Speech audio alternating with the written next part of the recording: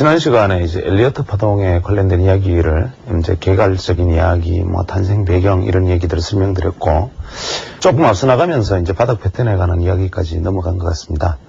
그런데 제가 이제 이 얘기를 하면서도 서두에도 말씀드렸지만 기후에 다시 말씀을 드리면, 엘리어트 파동은 우리가 주식에서 파동이라는 어떤 파동성을 이해하기 위한 하나의 보조수단이지, 엘리어트 파동 그 자체가 투자의 어떤 근거옥조가 되거나 투자의 수단이 될 수 없다는 점은 다시 한번 명백하게 말씀을 드리고 진행을 하도록 하겠습니다. 오늘은 조금 다시 뒤로 돌아가서 시장에서 제가 처음에 그 개괄적인 얘기를 할 때 파동과 각도를 소개한 이론들을 몇 가지 설명을 간략하게 했는데, 그 부분에 대해서 한 번 더 이들의 연관관계에 대해서 한 번 더 짚어보고 다음으로 진행하는 게 좋을 것 같아서 시계를 잠깐 거꾸로 돌리겠습니다.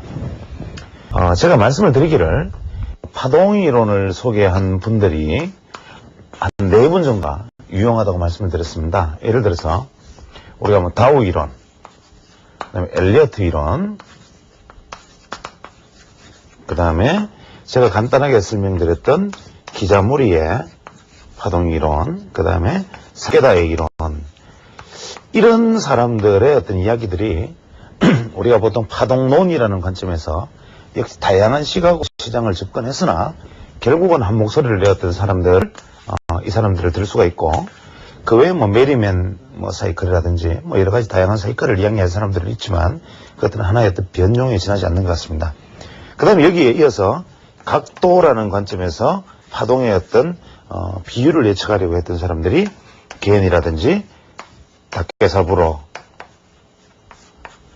이런 것들이 이런 분들이 있다고 말씀을 드렸는데, 여기 보면 하나 재밌는 게 이 기자모리, 뭐 사케다, 뭐 다케사부로 뭐 이런 분, 일본 사람 이름들이 많이 등장합니다.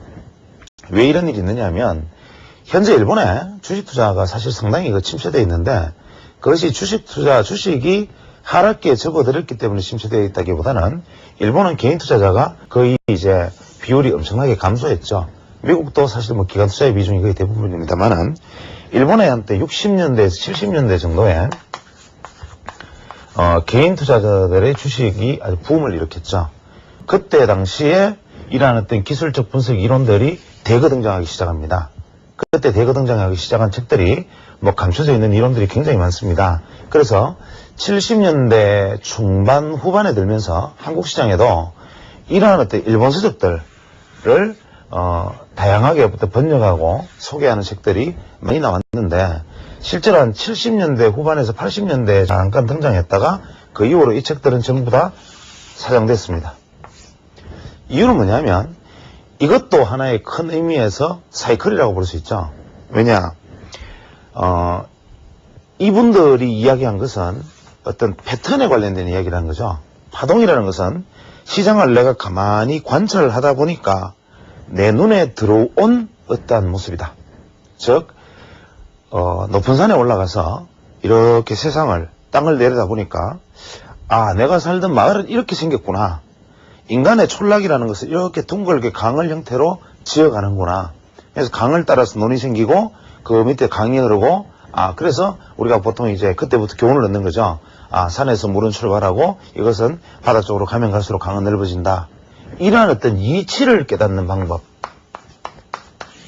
이것들이 유행한 것이 바로 1920년대 30년대 미국과 1940년대 50년대 미국, 그 다음에 60년대 70년대, 그 다음에 1800년대 어떤 일본 시장, 심지어는 일본 같은 경우는 18세기 때부터 현재 주식시장에서 사용되고 있는 용어를 사용했던 이야기들도 나옵니다.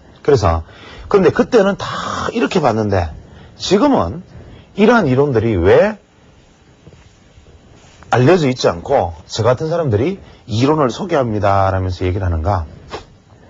지금은 1975년으로 기억합니다. 윌리엄스의 퍼센트 지표를, 윌리엄스라는 분이 이 퍼센트 지표를 개발해서 미국 시장에서 선풍을 일으킨 이후로 미국 시장의 기술적 방법의 툴은 이러한 어떤 전체적인 시야각으로 보는 주식시장을 보는 것을 버리고 어떤 식으로 갔느냐?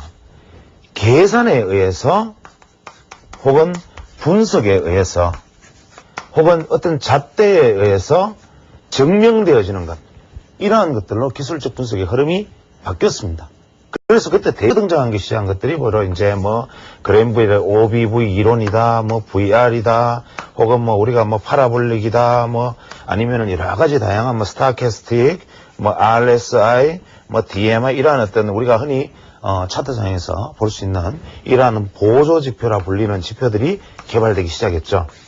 이것들은 뭐냐면 다양한 수학자와 컴퓨터가 개발되면서 연산을 쉽게 행할 수 있었던 1980년대 이후가 되면서 그때 컴퓨터로 쉽게 계산해서 그래프를 그리고 어떤 정답을 낼 수 있었던 시대적 풍토에도 상관이 있고, 두 번째, 이러한 어떤 커다란 이치를 보는 주식의 투자 방법이 큰 눈에서 그것이 결국 맞다 손친다 하더라도 그 큰 어떤 파동 속에 잠겨져 있는 투자자는 그 기간이 1년이면 1년, 3년이면 3년으로 한정되어 있다면 무수하게 많은 사람들이 죽어나가고 새로 돈을 벌고 죽어나가고 새로 돈을 벌고 하니, 예를 들어서 뭐 주식을 투자해서 한 5년, 10년 동안 툭 던져 넣을 수 있는 사람이 아니라면 마음이 급한 거죠. 그래서 사회는 점점 발달해가고 속도는 점점 빨라지는데 주식을 보는 눈이 이렇게 커다랗게 추세만 보는 눈으로 가는 것은 인간이 견디지 못합니다. 그래서 점점 속보성 어떤 지표들을 개발하게 되어서 이런 이론들이 대거 전면에 등장하고 이런 이론들은 사장되기 시작한 거죠. 그런데 요 근래 들어서 사이버 어떤 영향 혹은 이제 증권사들도 다양한 어떤 분석가들, 뭐 애널리스트들 이런 분들이 배출되면서 이게 이러한 어떤 상투적인 지표들은 이제 예전에는 전문가들의 전유물로 컴퓨터를 가지고 계산을 해서 전문유물로 보여졌지만 지금은 일반 모든 투자자들이 그저 HTS 한번 클릭하면 알 수 있단 말이죠. 또 기술적 분석 최강원 상품에 알 수 있죠. 그러면 뭐냐? 전문가들이 튀어야 삽니다. 그 튀려면 어떻게 해야 되느냐? 지금 한국 주식시장에 뛰어들어 있는 투자자의 거의 70% 이상은 최근 한 3년에서 5년 사이에 시장에 진입한 사람들이죠. 이분들은 이러한 어떤 과거의 이론들에 대해서는 사실은 문외한입니다. 대부분은 이러한 지표들에 대해서만 혹은 봉 패턴이라든지 당장 눈에 보이는 이론들에 대해서만 관심을 가지고 있죠. 그래서 튀어야 산다 등장하기 시작한 게 뭡니까? 이러한 이론들을, 과거에 있던 이러한 이론들을 끄집어내기 시작합니다. 끄집어내가지고 뭐 누구의 무슨 기법, 뭐 무슨 원칙, 뭐 무슨 법칙 하면서 기상천외한 이야기들을 들고 나와서 사람들의 시야를 흐리기 시작합니다. 그러나 이러한 것들은 이미 1970년대 우리가 아마 이게 80년대 조금 넘어서 유행했던 걸로 알고 있는데 그때 이미 검증을 거치고 다 죽어나갔던 이론이죠. 그래서 시장을 하는 것은 역시 이러한 방법에 대한 어떤 반동으로 또 여기에 대한 반동으로 이런 식으로 태동하지만 과연 시장의 어떤 분석이라는 것이 이렇게 튀어야 산다는 식으로 새로운 머리를 하나 들고 나왔다. 예를 들어서 일목균형표다. 70년대 일본에서 개발된 한 사람이 개발한 어떤 방식이죠. 이분이 자기 측에 그런 얘기를 했습니다. 이것을 이용해서 돈을 벌기 위해서는 당신이 공부해라. 이 말은 뭐냐? 쉽게 말해서 자기도 여기에 대한 정답을 모른다는 겁니다. 한국 시장에 들어오면서 지금 소개되기 시작하고 일목균형표가 일부 전문가들의 손에서 움직이기 시작하니까 마치 대단한 이론인 것처럼 받아들여지지만 사실은 이 역시도 이러한 하나의 범주에 지나지 않는다. 그러나 우리가 이러한 생각들이나 이론들을 그렇다면 다 버려야 되는가? 그렇지는 않죠. 우리가 여기서 취해야 되는 것은 뭐냐면 이 사람들의 이론 하나를 받아들여서 그것으로 주식 투자를 하자는 얘기가 아니라 이러한 사람들의 어떤 이론이 태동하게 된 배경과 이 이론들이 관통하고 있는 생각들이 무엇인가라는 것을 알아야 된다는 거죠. 그래서 제가 파동론이라는 접근에서 일단은 지금 파동, 시장은 이렇게 움직이는 파동을 가지고 있다는 원칙에서 다시 접근을 한다면 예를 들어서 조금 더 상세하게 지난번에 했던 이야기를 다시 되짚어 보겠습니다. 경제라는 것은 근본적으로 이러한 흐름을 보이지 않습니까? 예를 들어서 경기가 침체기에서 회복 국면에 접어듭니다. 그 다음에 뭡니까? 경기가 화랑으로 되겠죠. 그 다음에 경기가 수축 국면에 접어들고 다시 침체 국면으로 접어들어서 또 회복되고, 결국은 이러한 것들은 경제 현상의 기본 원리다. 여기에서 주목했던 여러 가지 사람들이 이야기들이 많습니다. 이러한 어떤 파동은, 다우라는 사람은 여기서부터 이제 하나의 어떤 시장에 관통하는 흐름을 같이 짚어보자는 거죠. 다우는 경제에서는, 특히 그것을 주식시장에서 세 가지 국면이 있다 그랬습니다. 이 3국면, 이 말이 중요합니다. 시장에서 대부분 말하는 이 3의 의미, 이것을 투자자들은 가슴 깊이 새기고 있어야 되는데, 다우의 3국면은 반등 1국면, 2국면, 3국면으로 좋아지다가 다시 하락 1국면, 하락 2국면, 하락 3국면의 국면을 가진다. 다우는 이렇게 얘기했습니다. 이것이 우리가 파동론으로 다시 한번 생각을 해보면, 엘리어트 파동은, 자, 다우는 이러한 세 개의 국면을 가지고 있다고 그랬고, 엘리어트 파동은, 자, 제가 지난번에 설명드렸다시피 1, 2파의 조정, 가장 긴 3파의 상승과 4파의 조정, 5파의 상승. 그 다음에 하락은 A, 반등 A, B, C, 이러한 하락의 파동을 그린다라고 얘기했습니다. 그 다음에 이러한 어떤 이론들을 전반적으로 경기순환에 맞춰가지고 이야기한 사람이 있습니다. 이 사람이 우라카미 구니오죠. 구니오 이론에 의하면 이렇습니다.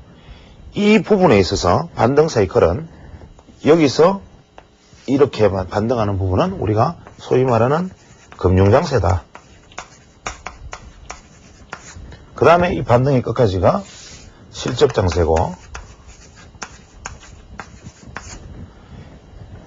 하락할 때 첫 번째 국면이 역금융장세, 그 다음에 마지막 국면이 우리가 역실적장세. 이렇게 설명을 합니다. 시장을 설명을 하고, 이 시장의 흐름들이 말은 금융장세다, 실적장세다, 다우의 1국면이다, 2국면이다, 3국면이라고 얘기하시고, 그 다음에 기자몰이라는 사람의 제가 그 주가 그래프를 파동을 말씀드렸었는데, 이분은 1, 2, 3, 4, 5, 6, 7, 8, 9 이러한 어떤 파동을 그린다 그랬죠. 이게 이제 겹쳐져서 상당히 모양이 보기가 안 좋습니다만은, 이 기자몰이라는 사람과 엘리어트라는 사람, 다우의 3국면, 우라카미 구미오의 경기수축 확장 사이클, 이러한 이야기들이 결국은 한 가지다라는 것을 우리가 여기서 볼 수 있어야 됩니다.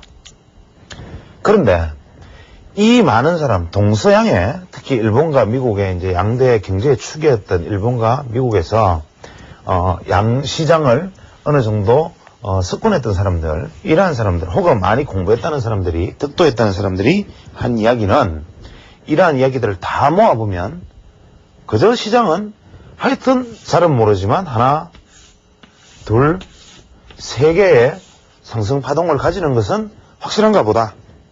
이것은 미국 사람도 이렇게 얘기하고, 일본 사람도 얘기하고, 경제학자도, 시장 분석가도, 기술적 분석가도, 펀더멘탈론자도 다 이렇게 이야기하더라. 이거는 분명하다. 그 다음에 하락은 서로 이야기가 조금 엇갈리긴 하는데, 엘리어트 같이 이렇게 B, C 이렇게 간다고 얘기하는 사람도 있고, 또 사케다처럼 세 개의 골을 만든다 말하는 사람도 있고, 기자몰이처럼 9개의 골을 만든다고 얘기하는 사람도 있고, 이야기는 다 다르지만 이건 역시도 대충 보면 하나, 둘, 세 개의 골을 만들어야 주가가 바닥을 형성하더라 하는 관점에서는 같더라 이겁니다. 그러면 우리는 여기서 이 3이라는 숫자에 주목을 해야 된다. 파동은 무조건 이 숫자 3과 관련이 있다. 이것을 고려시대에, 한국의 고려시대에 보면 이제 개성상인들이 상당히 그 인삼장사를 하면서 인삼을 교육을 크게 했는데, 이분들이 38년 38년이라는 이야기를 많이 씁니다. 38년. 이게 뭐냐? 그 책에 보면 38년에 호황이 인삼이 풍년이 오는데 첫 번째, 두 번째, 세 번째 해에 인삼을 심고 풍년이 오고 여덟 번째 해에 풍년이 온다. 이래서 개성시대 개성상인들이 보통 송도상인이라 그러죠. 이분들이 장사를 하실 때 이 3년째 되는 농사와 8년째 되는 농사의 논밭을 매점 매석을 하는 관행이 있었습니다. 이건 역시도 제가 지난 시간에 말씀드린 이 바로 3, 8은 피보나치의 수에 해당됩니다. 이렇듯이 동서양의 과거의 고금을 넘나드는 어떠한 경우에라도 이 3이라는 숫자가 가지는 의미는 대단히 크더라. 그런데 제가 여기서 잠깐 돌아가서 자, 여기서 3이라는 숫자까지 일단 기억을 해두고 기자몰이라는 분의 이야기를 잠깐 다시 꺼내겠습니다. 엘리어트는 제가 분명히 제가 몇 번 강조하는 이유는 이제 모르시는 분들이 여기서 각인하시라는 거죠. 주가는 한 번 오르고 눌림목 이후에 두 번째 많이 오르고 눌림목 이후에 세 번째 많이 오르는 이러한 파동을 가지는 게 주가의 기본이다. 이것은 계속 새겨두시라는 뜻이고 이 기자몰이라는 분은 제 홈의 방송 이후에 그 다른 분이 또 마침 거기에 대해서 참 반가운 이야기도 하고 기자몰이에 대한 이야기를 하셨던데 기자몰이라는 분이 어떤 재밌는 이야기를 했느냐 하면 다른 동문자하고 다르게 거래량 3법이라는 것을 그때 주장을 했었습니다. 당시에.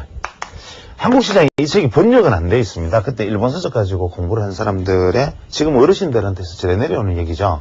거래량 3분법인데 이 역시 3분입니다. 3분.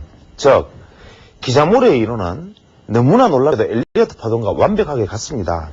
좀 더 깊이 들어가면 아시겠지만 이러한 것들이 이제 생각해보면 같다는 것을 전부 다 모든 분이 생각을 해보지 않아서 그런 건데 엘리어트 파동에 다시 또 앞쪽으로 넘나들겠습니다.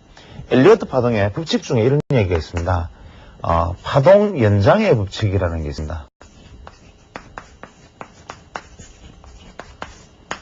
나중에 이제 새로 다룰 내용이지만 엘리어트 파동은 1, 2, 3, 4, 5 다섯 개의 상승 파동으로 구성되고 A, B, C 하락 파동으로 구성되어 있어야 하는데 이 상승 쪽에서 올라가는 파동 중에 1번, 3번, 5번 중에 하나, 둘, 셋 중에 한 개는 연장 파동이 나타난다. 이것이 파동 연장의 법칙입니다. 즉 뭐냐면 1, 2, 3, 4, 5 이렇게 연장이나 3번이 연장이 되든지 혹은 1, 2, 3, 4, 5 이렇게 5번이 연장이 되어버리든지 아니면 1번이 이렇게 연장이 되든지 이 3개의 파동 중에 조정 파동은 해당되지 않고 올라가는 파동은 이 파동은 이거 중에는 지나치게 길어지는 연장 파동이 나타난다. 이런 얘기를 합니다. 그 연장 파동은 어떤 형식으로 구성이 되느냐 하면 원래 엘리어트 파동은 이런 파동을 소파동으로 다시 하나, 둘, 셋, 넷, 다섯 개로 하나, 둘, 셋, 넷, 다섯 개로 나눌 수 있는데 이 소파동 안에서 다시 다섯 개의 소파동이 잘게 나누어지는 연장이 나타난다 이 뜻입니다. 이게 초보자들이 이해하기가 좀 어려우실 텐데 엘리어트 파동에 쉽게 말하면 이거는 말이 안 되는 얘기지만 쉽게 설명하자면 이렇게 다섯 개의 파동이 되어야 되는데 이게 연장되든 이게 연장되든 이게 연장되든 간에 연장된 파동은 다섯 개의 마디를 더 가진다 이 말입니다. 그러면 어떻게 되느냐면 파동의 개수가 하나, 둘, 셋, 넷, 다섯, 여섯, 일곱, 여덟, 아홉 파동이 되어버린다 이거죠. 그러면 엘리어트 파동은 상승 파동이 원래 다섯 개인데 파동 연장의 법칙에 따르면 이 중에 한 개의 파동은 다섯 개가 마디가 더 있다. 그렇게 되면 뭡니까? 총 마디수가 9개가 되는 경우가 많다 이 말입니다. 원래는 기본 5개의 파동 안에서 연장이 되어서 9개의 파동이 되는 경우가 많다. 그러면 너무나 놀랍게도 이 일본 사람 기자몰이가 주식시장의 파동은 1, 2, 3, 4, 5, 6, 7, 8, 9 9개의 파동으로 주식시장은 구성된다 이렇게 얘기했는데 엘리어트보다 이 파동의 패턴에 대해서는 한 발 앞서 나간 사람이 아니냐. 다만 엘리어트는 파동을 연장된 경우가 되지 않는 경우를 나눠서 기본은 5파동이 돼 연장 파동으로 9파동이 될 수 있다라고 설명을 했지만 이 기자모델이라는 사람은 묶어서 9개의 파동이다 라고 얘기를 해버린 거죠. 이분이 우리 요즘 주식시장에 쓰는 외색 용어들 있죠. 예를 들어서 뭐 마바라 이게 뭐 4분 5일 된 개미떼 뭐 이런 뜻입니다. 그래서 우리 마바라 군단 그러면 뭐 아주 폐잔병 개미 군단 뭐 이런 뜻이죠. 이런 마바라라는 용어를 이분이 사용하기도 했고 그 다음에 주가 차트를 뭐 괴선 뭐 이런 용어로 주가 차트를 괴선 이런 용어라고 사용을 하기도 하고 뭐 다양한 어떤 요즘 쓰여지는 어떤 용어들을 이분이 만들어내서 아니면 이분의 용어에서 따서 현재 주식시장에서 외색 용어로 받아들여지고 있는 부분이 많습니다. 이분의 이론 중에서 제가 여러분에게 말씀드릴 수 있는 한 가지는 이분의 이론이 9개의 파동으로 구성되어 있고 엘리어트 파동은 5개의 파동으로 구성되어 있는 것 같지만 파동 연장의 법칙에 의해서 이 파동수는 같다, 다르지 않다라고 얘기를 하고 엘리어트보다 어떤 면에서 한 발 더 앞서 나간 건 뭐냐면 이분은 거래량에 주목을 했어요. 거래량 3분법이라 그래가지고 바닥이 주가가 하락하고 바닥으로 전환하는 지점에 이렇게 바닥 전환 지점이라면 이 바닥 전환 지점은 오른쪽 어깨가 높다. 그것은 당연하겠죠. 예를 들어서 1, 2, 3파동이니까 하락파동 이후에 지난 시간에 말씀드렸죠. 원래 기본 바닥평은 역 헤드 앤 숄더가 기본적인 바닥형이다. 지난번 강의에 제가 마지막 시간에 했습니다. 이 바닥 패턴은 다음에 진지하게 다루겠지만 그러면 진짜 주가의 반등은 뭐냐?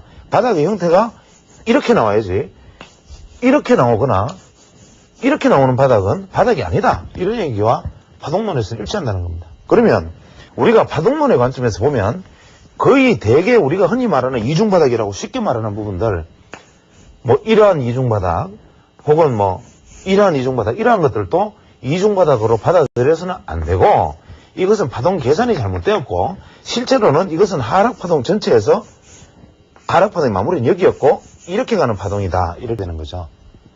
내용이 어렵습니까?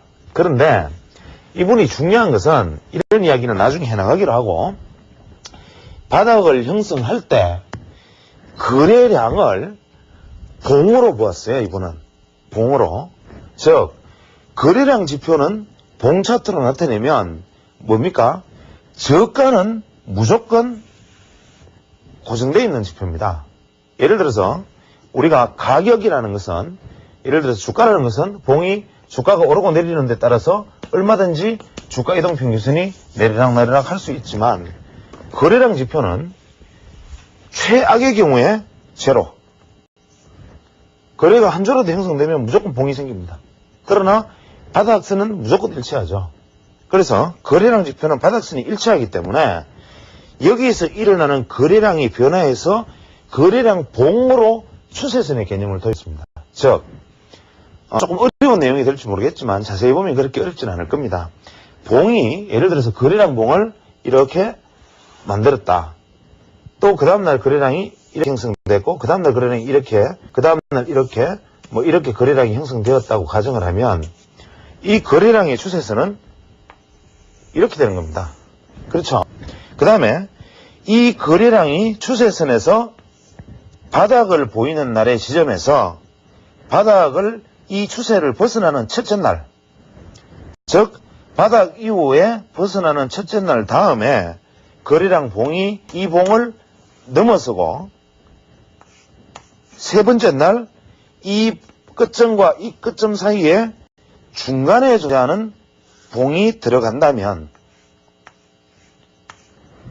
무슨 얘기인지 이해를 하시겠습니까? 이 추세의 마지막에 거래 저점을 형성한 다음에 첫 번째 거래봉과 두 번째 거래봉이 증가하고 세 번째 거래봉이 이 봉 사이에서 머무른다면 거래량 3분의 법칙에 의하면 주가의 전환은 확실하다. 이렇게 얘기했습니다. 과연 이러한 사례가 맞는지 각자 차트에서 찾아보시고 한번 연구해 보신 다음에 다음 시간에 같이 질문이 있으면 제가 좀 더 보강을 하도록 하겠습니다. 자, 삭개대 이야기를 한번 해보죠. 같은 삼봉을 만들어도 주가가 하나, 둘, 셋, 이 삼봉을 만듭니다. 같은 삼봉을 만들어도 하나, 둘, 셋, 이 삼봉을 만듭니다. 같은 삼봉을 만들어도 하나, 둘, 셋, 이 삼봉을 만듭니다. 지금 이게 무슨 얘기인지 아셔야 됩니다. 즉, 각도가 누워있으면 중간선이 높은 패턴, 삭개다가 처음에 얘기했던 왼쪽 어깨, 오른쪽 어깨형의 헤드 앤 숄더형 패턴. 그러면 이 헤드 앤 숄더라는 말에만 몰입해 있는 사람들은 주가 차트의 패턴을 보면서 자, 책에 보면 왼쪽 어깨보다 오른쪽 어깨가 낮고 이 왼쪽 어깨보다 머리는 높으며 거래량은 왼쪽 어깨에서 증가했다가 감소를 보인 후 머리에서 대량의 거래를 터뜨리고 감소 후 거래량이 다시 증가하지만 그 이후로는 죽고 이 거래량은 이 거래량보다 적다. 이걸 외웁니다. 그러합니까 과연? 만약에 주추세가 이렇게 가고 있으면 이것의 높이가 왼쪽 어깨의 높이보다 높아질 것이고 주추세보다 이렇게 주추세가 있으면 왼쪽 어깨보다 머리보다 오른쪽 어깨가 높아집니다. 같은 이야기인데 우리는 이것을 패턴이라는 카메라로 탁 찍어가지고 요것만을 가지고 헤드 앤 숄더다. 분석가들도 헤드 앤 숄더 패턴의 완성이다. 이렇게 얘기합니다. 그러면 엘리어트 파동을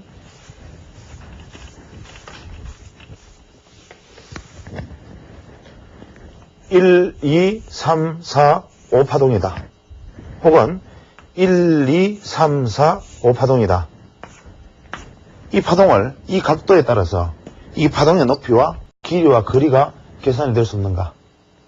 즉 엘리어트 파동에서 각이 급하면 무조건 5파동이나 3파동의 연장이 많고 주로 5파동의 연장의 확률이 대단히 높고 파동이 낮으면 거의 대부분 1파동이나 3파동의 연장이 일어납니다. 이러한 얘기들은 우리가 각도 개념, 즉 말하는 주가의 높낮이만 생각하는 것이 아니라 주가의 어떤 시간 가치를 염두에 두지 않았기 때문에 생기는 거죠. 우리는 시간을 직선으로만 생각합니다. 직선화된 시간. 이것은 뭐냐? 규격화된 시간이라는 뜻입니다.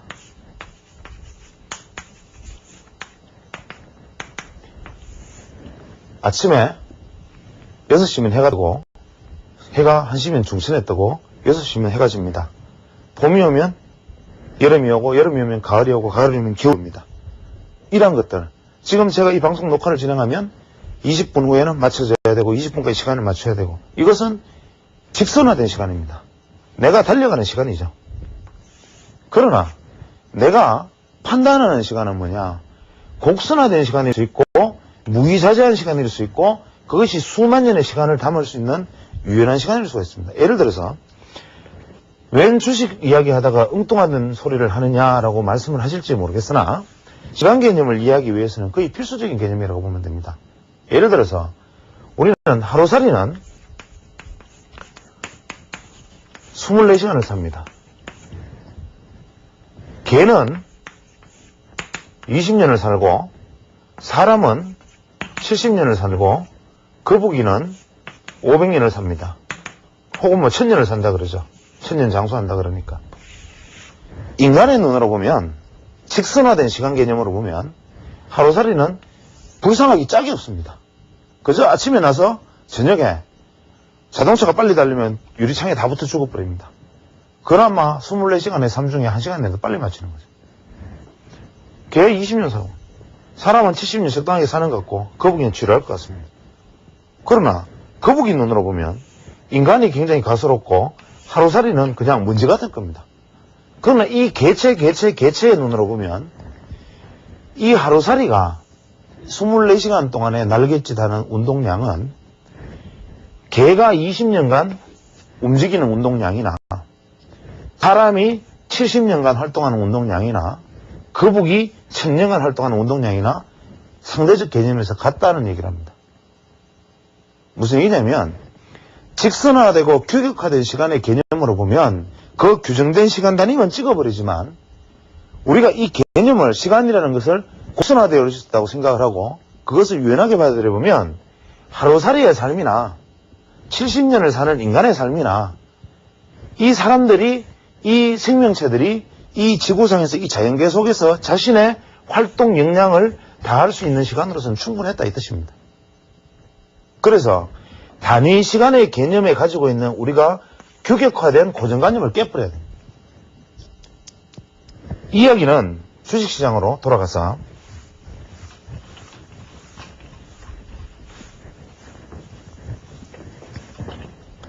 엘리어트 파동에서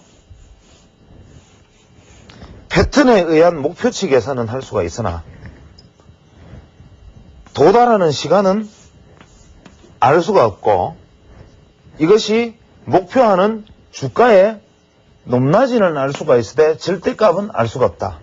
두 번째, 현재 내가 위치해 있는 파동이 여기인지 하는 것은 지나봐야 알지 현재 내가 서 있는 자리가 무슨 자리인지는 알 수가 없다.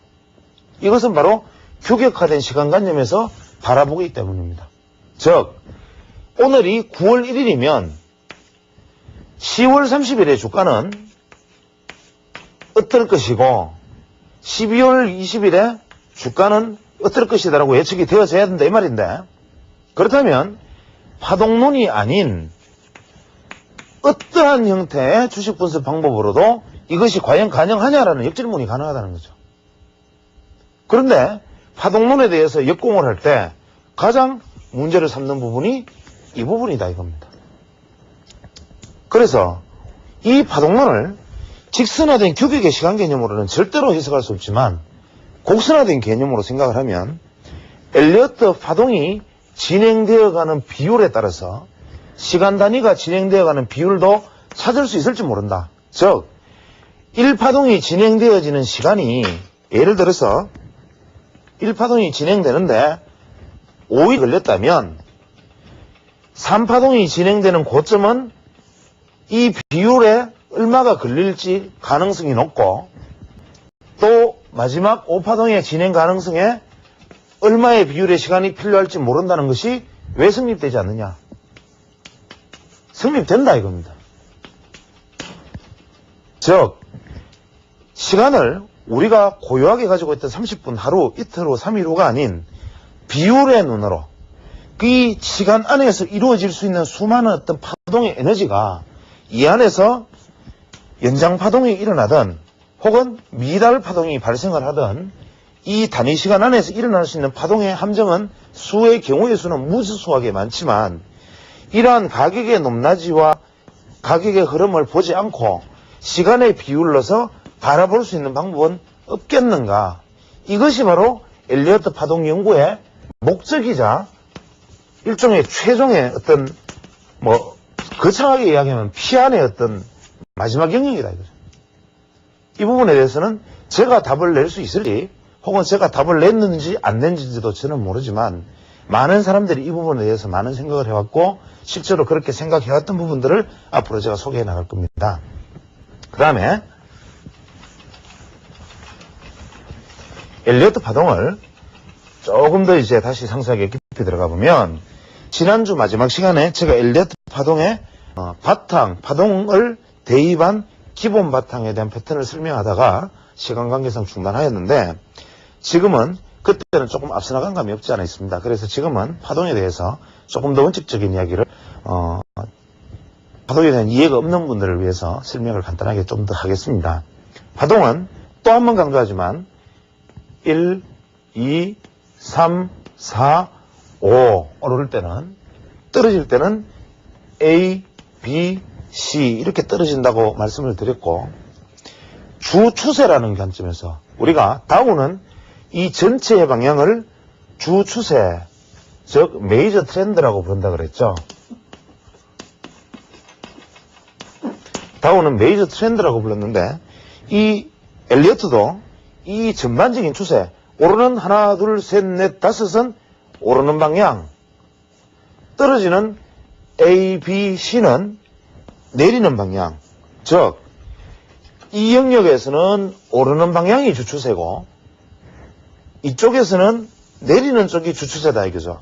그래서 엘리어트 파동에서 웨이브에서 우리가 추세, 주추세라고 말을 하면 상승 추세라는 뜻이 아니라 숫자 파동 1, 2, 3, 4, 5에서는 오르는 쪽으로 가는 방향 요게 1, 3, 5번 요것이 주추세에 해당되고 떨어지는 방향에서는 A, C 이것이 주추세에 해당되는 것이죠. 그래서 전체 주추세와 일치하는 방향의 파동을 우리가 충격파라고 부르고 임펄스 웨이브 충격파라고 부르고 이 주추세와 역행하는 흐름 조정이죠. 이것을 우리가 조정파라고 부릅니다. 커렉션 웨이브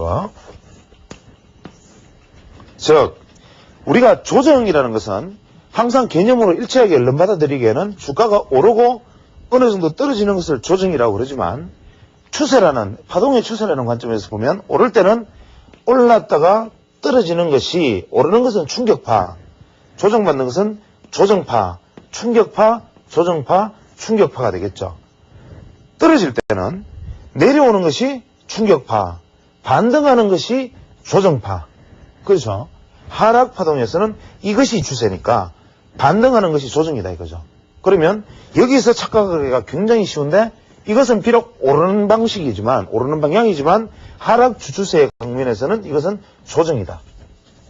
즉 충격파, 조정파, 충격파다. 이거를 머릿속에 일단 먼저 각인을 하셔야 되고 그 다음에 충격파는 5개의 소파동으로 구성되어 있고 조정파는 3개의 소파동으로 구성되어 있다.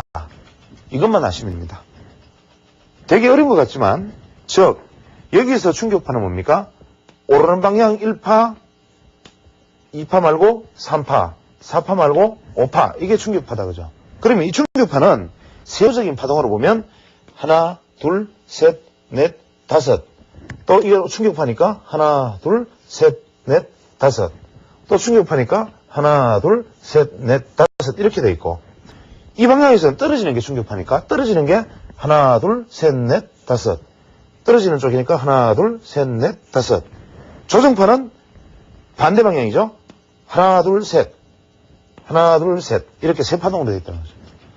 하락 추세에서는 반등이 조정이니까 하나 둘 셋 이렇게 되어 있다는 거죠. 즉 5 3 5 3 5의 파동과 5 3 5의 파동으로 구성되어 있는 것이 엘리어트 파동이다 이것입니다. 내용이 다소 힘들고 복잡할 수 있는데 이 부분에 대해서 잘 이해가 되시지 않는 분들은 어떤 방식으로든지 뭐 게시판에 남기시든지 하면 다시 한 번 더 설명을 하거나 뭐 어떤 방법을 찾아보도록 하겠습니다. 그러나 이 기본 개념만 일단 이해를 하고 나면 사실 엘리어트 파동이라는 것이 아무것도 아니구나라는 것을 누구나 알 수 있습니다. 그래서 이 엘리어트 파동은 항상 기본적인 이야기부터 해나가면 제가 아마 이 엘리어트 파동을 가지고 내년 연말까지 얘기를 해도 끝도 없이 얘기를 할 수 있는 것이고 엘리어트 파동에 대해서 제 생각과 혹은 엘리어트 파동을 연구한 다양한 사람들의 이야기만 가지고 이야기를 하면 내용이 지나치게 어려워질 수 있기 때문에 저 역시도 이러한 이야기를 풀어나가는 부분에 있어서 상당히 고심은 하고 있습니다만은 제가 다양한 어떤 이 방송을 시청하시는 분들의 전체적인 어떤 눈높이를 맞추기 위해서 아무리 노력한다 하더라도 그 눈높이를 제가 다 알지 못하는 단점이 있기 때문에 혹시나 내용이 너무 어려운 점이 있다면 해량해 주시고, 혹시나 내용이 너무 쉬워서 다 아는 내용이라 생각하시면 그냥 가볍게 한번 웃어 넘기시는 시간으로 이렇게 생각하셨으면 좋겠습니다. 다음 시간에는 엘리어트 파동에 대해서 일종의 변형들이 실제로 우리가 알고 있는 소위 패턴이라는 관점과 어떻게 서로 일치하고 서로 주고받는가, 그 다음에 일본 시장에서 한때 유명했던 것들을 요즘 전문가들이 들고 나와서 마치 새로운 이론인 양 하는 부분들에 관해서 또 한 가지 몇 가지 더 소개해 나가면서 제가 그런 다양한 이론들에 대한 책이나 원제목들도 한번 소개해 볼 수 있도록 하겠습니다.